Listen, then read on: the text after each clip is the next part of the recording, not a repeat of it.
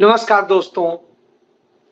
एक कहानी सुनाता हूं क्योंकि देश में कहानियां बहुत बन रही। कहानी ये है, बिल्कुल सही सच्ची घटना है। आगरा में शिक्षा विभाग के दफ्तर में एक महिला जाती है। वो कहती है मुझे इस तरीके से स्कूल खोलना है और ये मान्यता और ये सारी चीजें करानी है। बताइए कैसे क्या लगेगा और कितना खर्चा आएगा। आप जो बताएं वो मैं करने को तैयार हूं। सारे सब बताते हैं कि देखिए ऐसे ऐसे तो ये कागज के लगेंगे, ये लगेंगे। आप दुनिया के चक्कर में मत छोड़िए, आप हमें बताइए इतना इतना पैसा लगेगा, ऐसे होगा, ये होगा। बहरहाल महिला कहती ठीक है, मैं सारी चीजें करती हूँ। बहरहाल वो जाती है और थोड़ी देर बाद में 3-4 लोगों के साथ में फिर आ जाती है। आने के बाद में वो बताती है कि मैं एंटी करप्शन ब्रांच से हूं और आपने ये सब जो किया, भ्रष्टाचार जिस तरह से कर रहे हो, उसका ये रिकॉर्डिंग हो चुकी है। अब आपको हम अरेस्ट करने आए। सबकी हालत बिगड़ जाती है। अंत में वो कहती है कि चलो छोड़ो, 5 लाख रुपए दो, मामला सॉल्व हो जाएगा। सतर्कता देखिए आप। और उसके बाद में होते होते सौदा, आखिर में किसी के पास इतना पैसा होता नहीं, 1.5 लाख रुपए में बात तय हो जाती है और पैसा वो लेती है, चली जाती है। बाद में पता चलता है वो महिला और वो लोग सारे फ्रॉड। तो साहब मैंने कहानी इसलिए सुनाई क्योंकि इस समय हिंदुस्तान में कमोबेश यही हो रहा है। कोई डिजिटल अरेस्ट के नाम पे, कोई आपको राष्ट्रवाद का सपना दिखा के, कोई आपको ईमानदारी के ढकोसले दिखा के, कोई बगैर खर्ची पर्ची के दिखा के, कोई बगैर किसी उसके दिखा करके आपको लूट रहा है, ठग रहा है। और आप लगातार ठगते जा रहे हैं क्योंकि आपकी आदत पड़ चुकी है। आप खुद चोर बन चुके हैं और जब आप खुद भ्रष्ट बन चुके हो तो यही करेंगे। लेकिन हमारी भारत सरकार, राज्यों की सरकार एक सतर्कता सप्ताह मना रही है। सतर्कता और सत्य निष्ठा का यह सप्ताह मनाया जा रहा है। उस दौरान यह घटना होती है। 28 अक्टूबर से 3 नवंबर तक यह सप्ताह मनाया जाएगा। इस सप्ताह के दौरान तमाम दफ्तरों में कस्में दिलाई जा रही हैं। उस दफ्तर में भी कसम दिलाई गई थी कि हम सत्यनिष्ठा से रहेंगे, हम भ्रष्टाचार नहीं करेंगे, हम ईमानदारी से काम करेंगे और न जाने क्या क्या। और ऐसी शपथ पूरे देश में विभिन्न दफ्तरों में दिलाई जा रही कि हम सत्यनिष्ठा से काम करेंगे, ईमानदारी से काम करेंगे, सतर्कता बरतेंगे, कहीं पर भी हम कोई भ्रष्टाचार नहीं करेंगे और ये सब चीजें, किसी भी तरह के पारितोष नहीं लेंगे। दीपावली का त्योहार, मेरे कुछ पूंजीपति मित्रों ने बताया कि सब इस अफसर के यहां मिलने जाना है, उसके यहां सोने के जो है इतने सिक्के देने, इसके यहां ये देना है, उसके यहां ये देना है, इसके यहां चांदी का देना है। अब आप सोचिए, किसी सरकारी अफसर, तमाम बड़े पदों पे बैठे लोग और किसी के यहां ये सोने चांदी के सिक्के और ये सब कोई क्यों दे रहा है? दीपावली का पर्व है, ये पर्वों का ही सप्ताह है। इसमें निश्चित रूप से एक दूसरे का मुंह मीठा कराना चाहिए, भूखे को भोजन कराना चाहिए और कोशिश करनी चाहिए हम कितने लोगों की एक सुविधापूर्ण मदद करेंगे। इस बात के लिए करेंगे कि उसके परिवार में भी इस त्योहार के वक्त में कहीं फाके ना हो, वो ऐसा न रह जाए कि वो उसकी दीपावली फीकी रह जाए। हम भी उसमें कुछ योगदान दें। लेकिन वहां तो कोई मदद नहीं कर रहा, ये पैसे दिए जा रहे हैं। ये घटना का मैंने इसलिए जिक्र किया क्योंकि आज देश के अंदर यही हो रहा है। कर्मचारी अधिकारी, वो अधिकारी कर्मचारी एक दूसरे को शपथ दिलाते हैं, शपथ लेते हैं, जो रोज खुद उन्हीं से या तो भ्रष्टाचार कराते हैं या कहीं से भी करते हैं। यह स्थिति, यही वजह है शायद कि जो हमारा हिंदुस्तान यानी भारत 2022 में जो पूरी दुनिया की ट्रांसपेरेंसी इंटरनेशनल में भ्रष्टाचार का जो सूचकांक होता है उसमें 85 नंबर पर था, 85 नंबर पे था 2022 में। अभी 24 का आंकड़ा नहीं आया है, तो 2022 में जो 85 नंबर पे था वो 2023 के जिसके आंकड़े 2024 में आए उसके मुताबिक वो 93 नंबर पे पहुंच गया, 93 नंबर। सोचिए, ये शपथ ली है हमने, ये हमने किया है और भ्रष्टाचार ये हुआ है। चलिए, एक कहानी मैंने क्यों सुनाई इसकी वजह बताता हूं। कांग्रेस पार्टी ने हरियाणा के विधानसभा चुनाव में गड़बड़ी होने की शिकायत की थी। उसने ईवीएम की शिकायत नहीं की थी कि ईवीएम हैक हो गई या ईवीएम कोई और कर दिया गया, यह नहीं की थी। उसने शिकायत की थी कि चुनाव मशीनरी में गड़बड़ किया गया, ब्यूरोक्रेसी ने गड़बड़ किया, पुलिस महकमे ने गड़बड़ किया, किनको किनको किस तरह से गलत तरीके से इस्तेमाल किया गया, कैसे पैसे बांटे गए और तमाम चीजें की गई और मुफ्त की रेवड़ियों का सहारा लिया गया।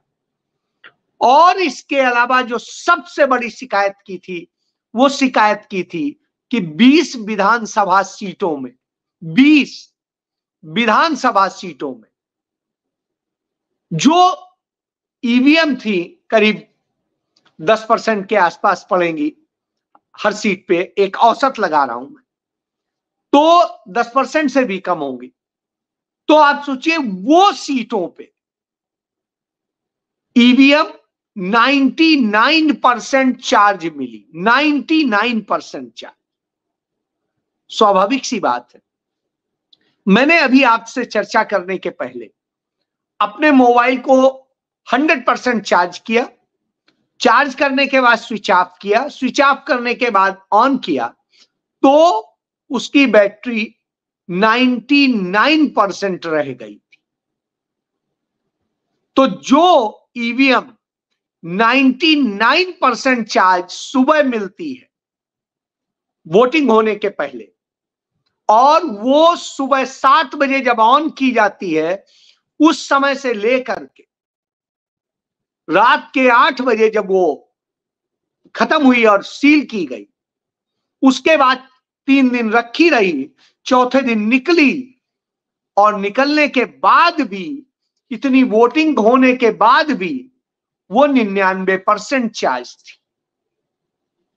जो मशीनें 99% चार्ज नहीं थी, जो मशीनें 60%, 50%, 70%, मुश्किल से 70% थी, वो मशीनों में भारतीय जनता पार्टी या तो बहुत कम वोट पाई या वो कांग्रेस के इर्द गिर्द ही पाई। लेकिन जिन सीटों पर जहां मशीनें 99% चार्ज थी, उन मशीनों से 80% से 90% वोट बीजेपी के खाते में गए। ऐसा कौन सा आश्चर्य है कि यदि ईवीएम चार्ज रहेगी तो साहब उससे वोट बीजेपी के ही निकलेंगे। या तो वो ईवीएम यूज नहीं हुई या वो ईवीएम बदल गई या ईवीएम में क्या हुआ, ये तो चुनाव आयोग ही बता सकता है। चुनाव आयोग इस शिकायत पर इतने दिन बाद में जब जवाब देता है, 1600 पन्नों से अधिक का जवाब देता है और उस जवाब में स्थिति ये होती है, तमाम नसीहतें दे देता है, तमाम चेतावनी दे देता है, तमाम बातें कहता है कि शिकायतें मत लेके आइए।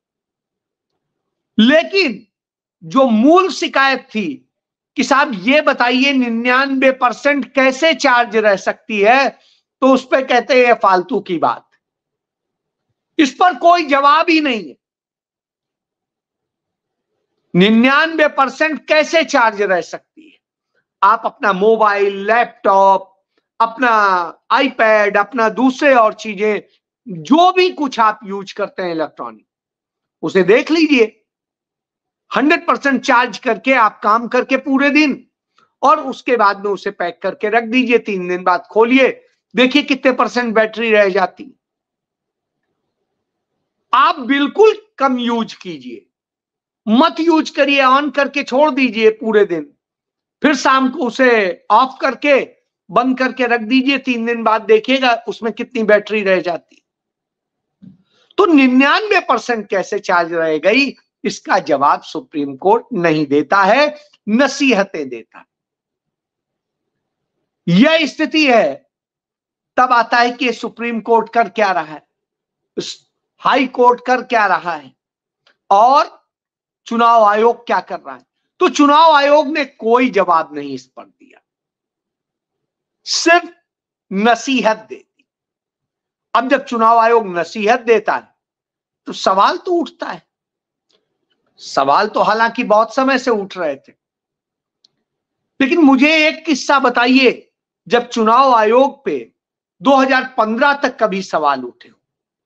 मुझे नहीं याद आता है कि 2015 तक कभी भी चुनाव आयोग पर कोई सवाल उठा है।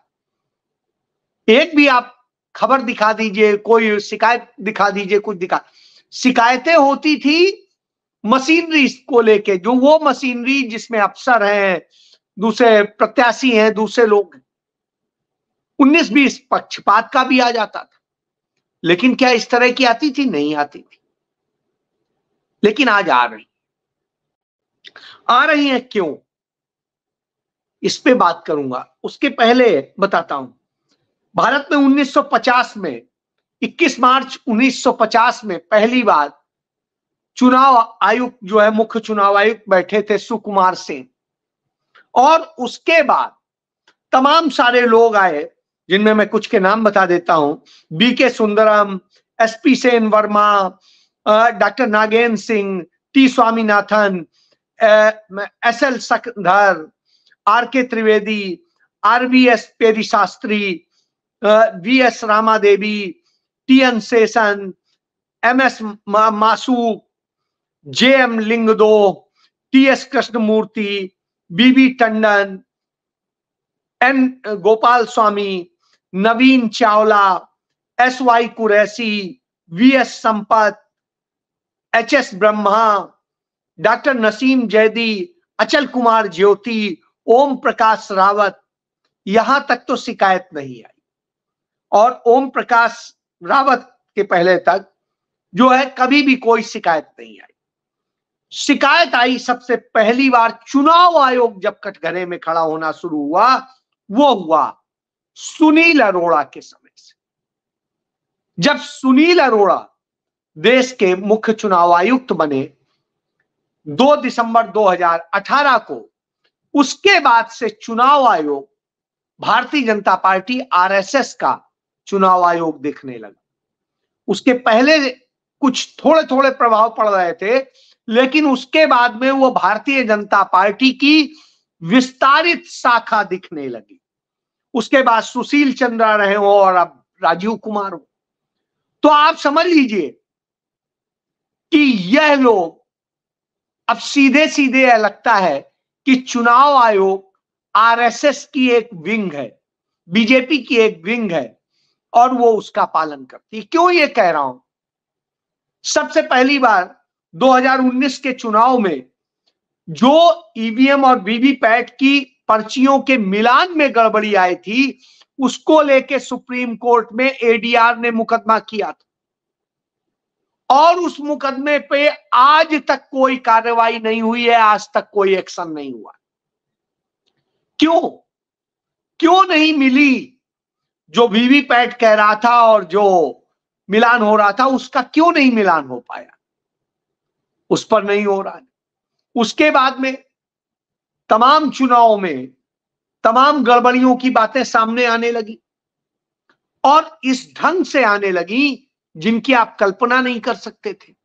और अब तो यहां तक आ गया है, दुनिया के तमाम विशेषज्ञ कहते हैं कि ईवीएम हैक हो सकती है। मैं चलो इस मामले में चुनाव आयोग की बात मान लेता हूं, लेकिन 99% कैसे चार्ज रह सकती, यह जवाब तो बता दें, क्योंकि वह बैटरी तो पूरे देश को नहीं दुनिया को चाहिए कि ऐसी बैटरी जिसका इतना बड़ा इस्तेमाल हो जाए, उसके बाद में 1%, 2%, 4% भी बैटरी खत्म ना हो तो गजब है भाई। तो निश्चित रूप से होना चाहिए।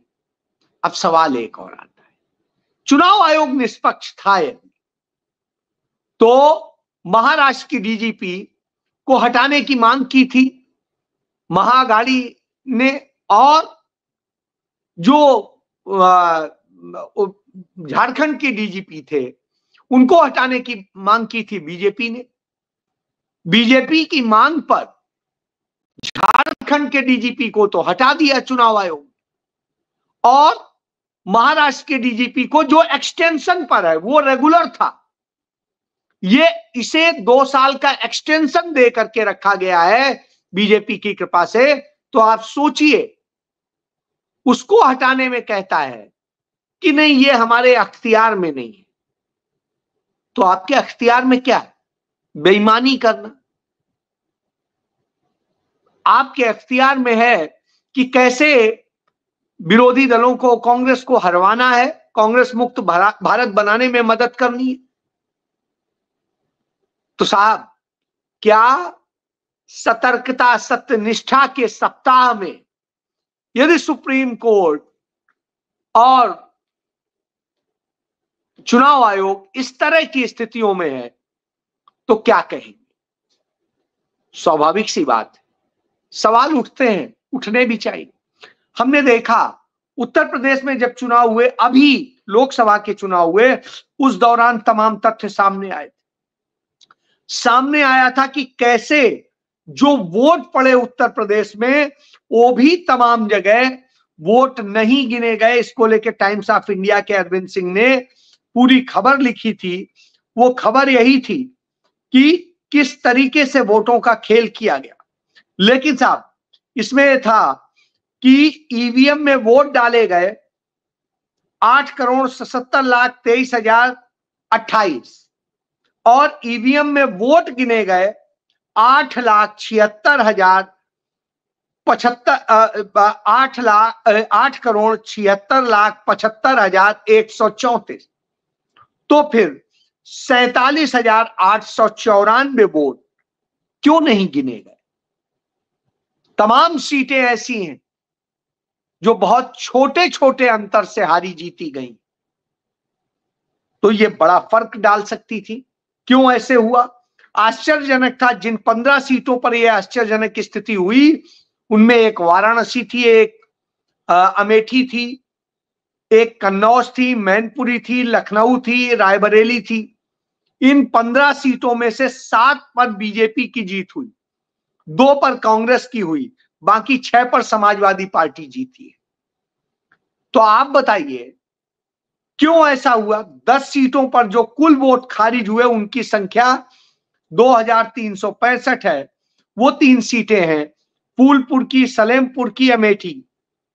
तो इस तरह की स्थितियां हैं। तो आप समझिए, यह पूरी काउंटिंग की खबर जो है दी थी, पूरे आंकड़े मौजूद हैं और ये चुनाव आयोग किस उसमें भी मौजूद। आप इसको ये समझ लीजिए कि किस तरह से खेल किया जा रहा है। तो आखिर क्यों, यदि विश्वास नहीं है इस देश के लोगों का ईवीएम पर, बहुतायत में विश्वास नहीं है, तो चुनाव आयोग, सुप्रीम कोर्ट और सरकार तीनों क्यों जिद पाले हैं उसे? जब चुनाव इस देश के नागरिकों के लिए होता है तो फिर वही होना चाहिए।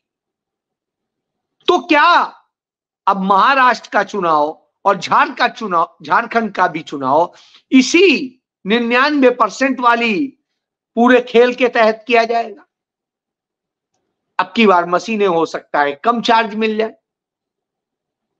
क्योंकि मशीनें कैसी बदली जाती हैं, कैसे सील को वो किया जाता है, कैसे स्लिप को उचारा जाता है और फिर चिपकाया जाता है, ये सारी चीजें किसी भी एक्सपर्ट से आप जान सकते हैं।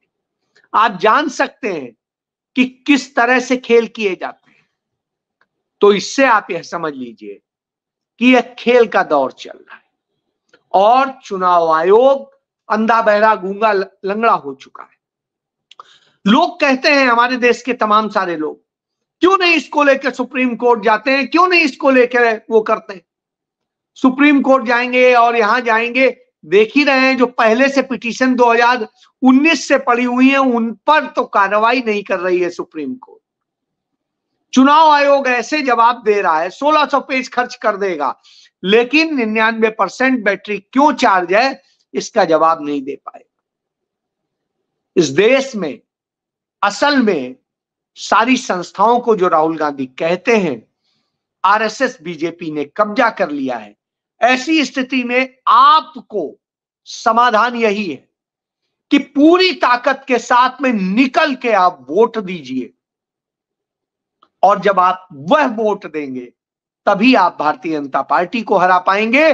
और आपको लड़ना भी पड़ेगा, क्योंकि कांग्रेस हो, समाजवादी पार्टी हो या कोई भी पार्टी हो, वो आपकी अगुवाई कर सकते हैं, नेतृत्व तो कर सकते हैं, लेकिन लड़ाई तो आपको लड़नी पड़ेगी। तो जनता को निकल के आना पड़ेगा और यह कहना पड़ेगा, मेरा वोट, मेरा हक मुझे पता होना चाहिए वो कहां गया। यह हक हमें मिलना ही चाहिए।